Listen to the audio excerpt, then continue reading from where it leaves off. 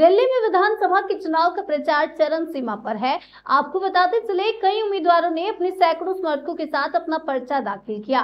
उम्मीदवार अपनी जीत को लेकर काफी उत्साहित नजर आ रहे हैं। हमारे संवाददाता सचिन शर्मा ने उम्मीदवारों से बातचीत की। क्या कुछ कहा उम्मीदवारों ने, चलिए सुन लेते हैं। इंतजार हो रहा है नॉमिनेशन का। वहीं सुल्तानपुर माजरा के प्रत्याशी बीजेपी से करम सिंह कर्मा का नॉमिनेशन हो गया है और जैसे ही बाहर आए हैं देख सकते हैं जमावड़ा फिर से लग गया है। जिला उत्तर पश्चिम में सरस्वती विहार एसडीएम ऑफिस के बाहर जैसे ही निकले, लोगों ने, उनके साथियों ने रोका और जमावड़ा फिर से बधाई का और बधाई देते हुए, उनसे मिलते हुए सभी देख सकते हैं कितने खुश हैं कि इस बार बीजेपी के जो प्रत्याशी हैं करम सिंह कर्मा है। जी, मैं कैमरामैन को बोलूंगा एक बार दिखाएं।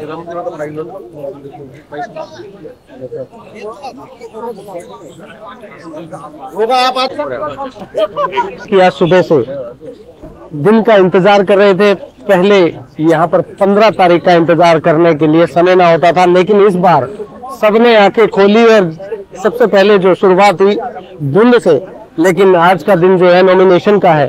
वो नॉमिनेशन जो सुल्तानपुर माजरा का जो प्रत्याशी चेहरा आया है करम सिंह कर्मा, और आते ही धुंध से हटा करके सूरज भी सामने निकल आया। कहीं ना कहीं सुल्तानपुर में चेंज तो आएगा, जब धुंध हटती है सूरज आता है तो चमक आती है। वही चमक लेकर यहाँ पे जो जन जुड़े हैं, सबको एक ही नाम एक ही काम नजर आ रहा है। अभी तक सुल्तानपुर माजरा में जो प्रत्याशी ना उभरे थे, इस बार जो कांग्रेस, आम आदमी पार्टी और कहीं ना कहीं बीजेपी के जो प्रत्याशी नॉमिनेशन के लिए भरने शुरू हुए हैं और सबसे पहले बाहर आए हैं करम सिंह कर्मा। कहीं ना कहीं जानते हैं कि क्या इस बार सुल्तानपुर माजरा विधानसभा में कुछ काम अलग होंगे, कुछ प्रतिक्रिया जनता की निकल के आएगी, किस तरफ रुझान होगा, जानते हैं प्रत्याशी करम सिंह कर्मा से। जी नमस्कार। जी नमस्कार। क्या है सर, इस बार आपका जो बीजेपी ने आपको चुना और जनता के लिए और जनता की तरफ से आप कितने खरे उतरेंगे, उसके बारे में कुछ बताएंगे। मैं सबसे पहले भारतीय जनता पार्टी के शीर्ष नेतृत्व को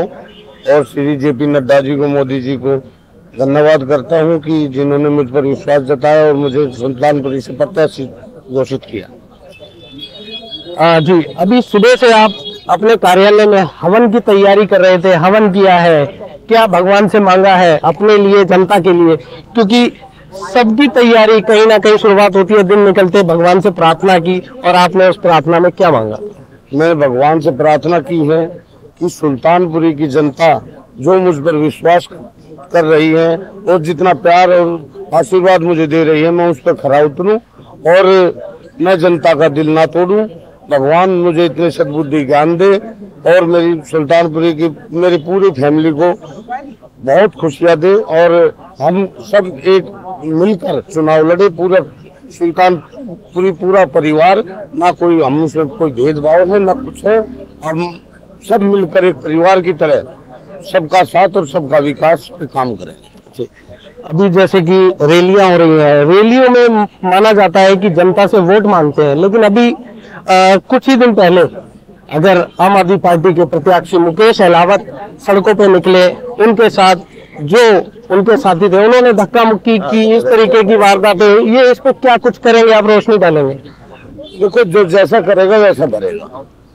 अब वो कहीं कोई जाके अगर उसको कहीं कोई उसको थप्पड़ मार रहा है, कोई उसको कोई जूते दिखा रहा है, कोई अपनी गलियों से भगा रहा है, जब काम नहीं करेंगे तो कोई उसको कोई घर में बिठा कर चाय थोड़ी ना पिलाएगा। FIR भी लॉज हुई, उस पर FIR भी लॉज हुई, गुंडागर्दी पे उतरे आए हैं। अभी अपना पार्टी बौखला गई है और क्या पता कितने झूठे झूठे वादे कर रही है।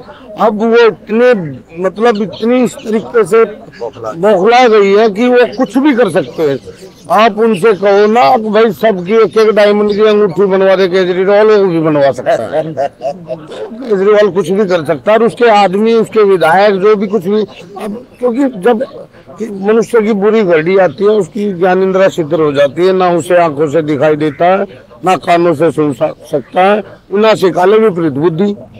तो केजरीवाल की बुद्धि भ्रष्ट हो चुकी है। और साथ ही इस बार सुल्तानपुर माजरा में अगर खिलता है कमल अभी तो सिर्फ आश्वासन ही है, लेकिन कहीं ना कहीं आपकी तरफ से क्या जनता को कुछ सूचना देना चाहेंगे कि किस प्रकार से कार्य होंगे, सुल्तानपुर माजरा का विकास होगा या पलटवार होगा?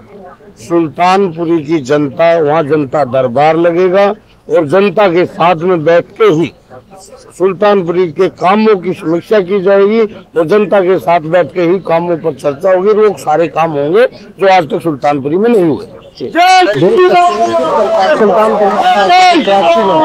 अपनी और जनता की आवाजें उठाने की कोशिश की है। आज नॉमिनेशन का दिन है, अभी से हुंकार भरते हुए इस बार बीजेपी शायद देखो कुछ पलटवार करती है। कौन आएगा इसके लिए इंतजार करना होगा 5 तारीख का, और इंतजार 5 के बाद 8 तारीख का। कहीं ना कहीं अगर कोई चुना जाता है प्रत्याशी, उसके बाद पता चलेगा किसकी सरकार, कौन करेगा काम और किसको धुतकारेगी जनता। जुड़े रहिए जनसेतु। कैमरामैन विमल चौहान के साथ सचिन शर्मा।